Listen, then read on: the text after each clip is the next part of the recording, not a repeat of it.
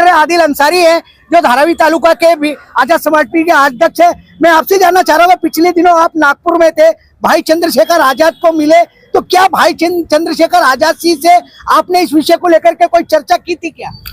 इस विषय दरअसल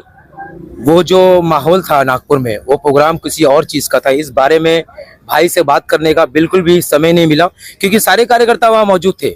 आप जिस विषय में बात कर रहे हो वहां पर वो किसी और टाइम पे बात की जा सकती है, बट इसके लिए भाई से इजाजत लेने की जरूरत नहीं पड़ी कि बाबा साहेब अम्बेडकर के मान सम्मान के अंदर में भीम आर्मी और आजाद समाज पार्टी के कार्यकर्ता सक्षम है। अगर जब जब बाबा साहेब अम्बेडकर के ऊपर लाछन या कोई अपमानजनक शब्द बोला जाएगा तो भीम आर्मी और चंद्रशेखर आजाद समाज पार्टी के कार्यकर्ता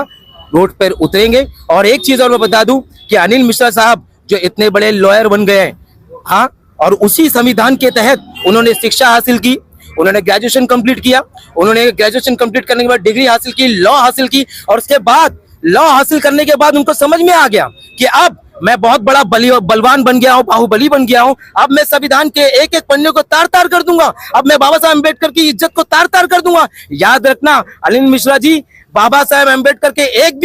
एक भी चीजों को आपने हाथ लगाया या उनके ऊपर अपमानजनक शब्दों का इस्तेमाल किया तो भीम आर्मी आजाद समाज पार्टी के लोग रोड पे उतरेंगे और बड़े जोरों से उतरेंगे, याद रखिएगा। और रही बात,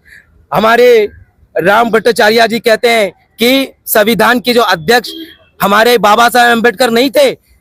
एक बात मैं आपको ये भी बता दूं उनको कि 100 जन की टीम मिल करके अगर बनाई है तो अध्यक्षता बाबा साहेब अम्बेडकर हाथ में थी। और अध्यक्षता का मतलब होता है कि अध्यक्षता उस आदमी के हाथ में मिलती है, बिना उनके अप्रूवल के एक भी चीज यहां से वहां तक नहीं होती, उसको बोलते हैं अध्यक्षता।